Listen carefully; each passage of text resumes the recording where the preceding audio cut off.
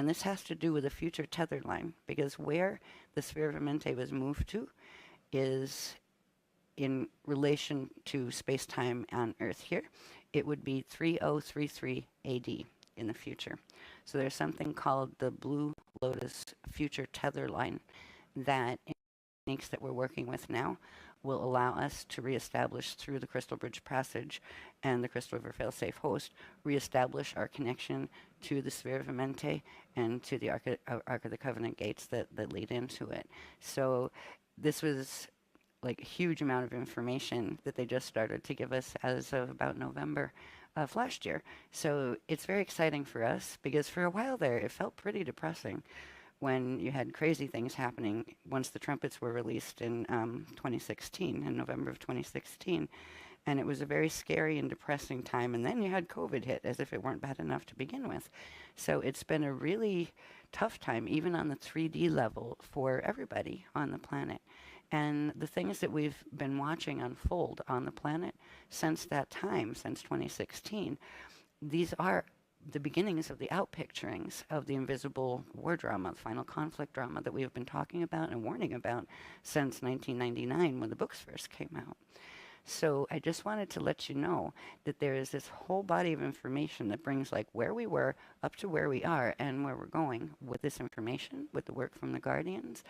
And it is getting exciting again, because it was a bit of a struggle just being on planet, honestly, for the last, since 2016 especially. But it started to get weird around 2012, and then it just progressively got worse for a while. It will be getting better in certain ways. Frequency-wise, it will be getting much better. But there is still a polarity drama that is occurring on this planet, and that's not going to change, nor is it going to stop. Oh boy, you're going there too. Sorry, I'm talking to the Guardians because they're talking to me. Yes, we're going here. It's like, okay, I didn't know they were going to bring this up. Okay. One of the things they wanted to point out was that even in Voyagers, Volume 2, second edition, we have a chart somewhere on 446 or something like that, but it shows the seedings, the 3 seedings of the angelic human lineage on Earth. The first was like 25 million years ago, I believe, and that was ended by the electric wars. And then the second seeding ended by what was called the 1,000 Years' War. And if we look at both of those seedings that accomplish certain things as far as re-evolving the angelic human lineage that had fallen from Tau, and they both ended through their own smaller final conflict dramas. What they hadn't said in Voyagers, they did say there were 3 seedings, and we're part of the 3rd seeding. We are part of a seeding that began, I think it was like 800,000 years ago. It's in the Voyagers book. And that is still going. That's what we're a part of. They told me about a year and a half ago, and it made me worried. They said, if you notice that the first 2 seedings, it took about 1,000 years for them to end. Like the 1,000 Years' War, there was 1,000 years of conflict and polarity drama before that seeding was done and had to be reseeded. The same type of about 1,000 years was also what the electric wars period took. This is the 3rd seeding, and they let me know that this is the final seeding of the angelic human lineage on Earth, because Earth is going into Ascension planet, and whatever in the 3rd seeding can do the Ascension path will, and whatever can't won't. It will do the fall paths with the part of the inorganic part of Earth that is referred to as Thea, which is part of the Hostmasters program, so I won't go heavily into that. But they do want us to know something, that we have entered the beginning of the end of the 3rd seeding. Now, it's not to be afraid. It's not that, oh no, the world is ending tomorrow. Not at all. Again, we're entering that 1,000-year period. We have about 1,000 years before the official end of the 3rd seeding. But what you'll find in the ends of seedings, that 1,000-year period at the end of a seeding cycle, is you will see polarity dramas. So we will see polarity dramas in various forms, from smaller ones to larger ones, over the next 1,000 years. And that's the not great news. But the great news is every time, the Guardians are eternal beings, so they're always aware of what is happening with the seedings here, and they can't interfere but they can intervene in certain contexts, and they always do. At the end of every seating, where they see that 1,000-year window coming in, where, okay, the polarity drama is reaching its crescendo during this period, that's when they start bringing the Ascension teachings back in. That's when they start training those who want to learn what, try to help them remember what the Ascension path was, how it works. So for that 1,000-year period, they can begin to get their body systems ready, their consciousness ready to make that transition into higher density levels, so they can move out, because there will always be a part of each of the seedings that will come into the Ascension path. So it is in that 1,000-year window at the end of a seeding that they begin to bring the teachings back again and begin to train people in how to use their bodies. And this time it's the final conflict drama that involves the plasmas as well, where the teachings to the level of the plasma body teachings that they're giving now, these have never been given on Earth before. These are much higher levels than what have been given before.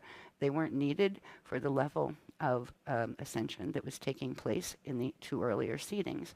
In this seeding it is, because in this final conflict drama, we've hit reclamation cycle set 5, and that's the big one. So they're giving us the much larger context of the Ascension program and how it works.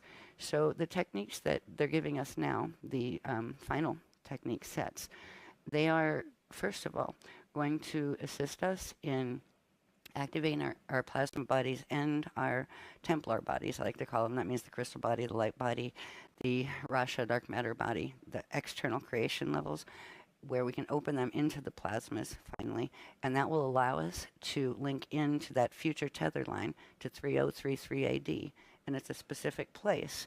It's the original divine blueprint for Earth is in M31 Andromeda Galaxy, and it was called Eartha 3, and that is where they have moved the sphere of Amente to. That is the race morphogenetic field. That is what we need to tether to.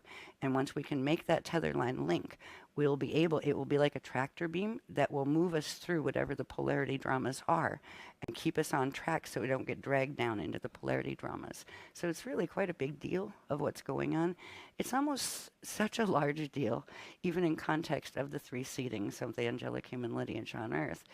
It's such a big deal that it almost sounds silly to attempt to talk about it, because it just sounds so out there. Well, it is out there, up there, through there. We're in amazing times right now.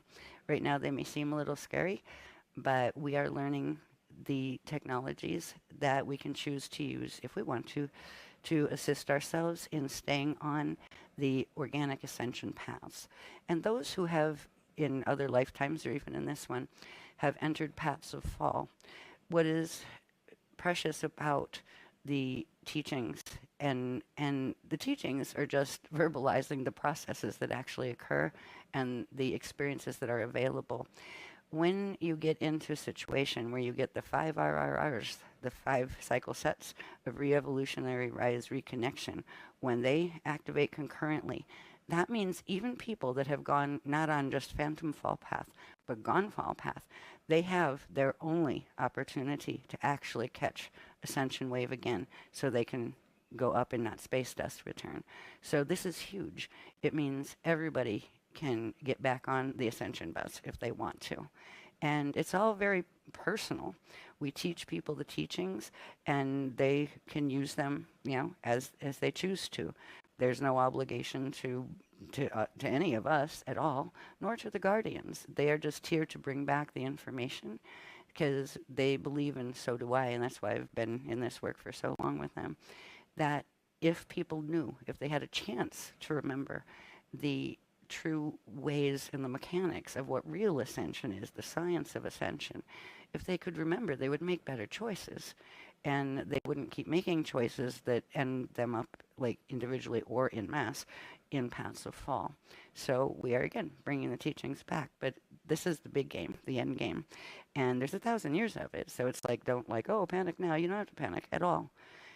It's progressively, sometimes patience is the thing that we need most. We've had to use that over the last 7 years with this workshop, and I imagine we'll still have to use it for quite a while.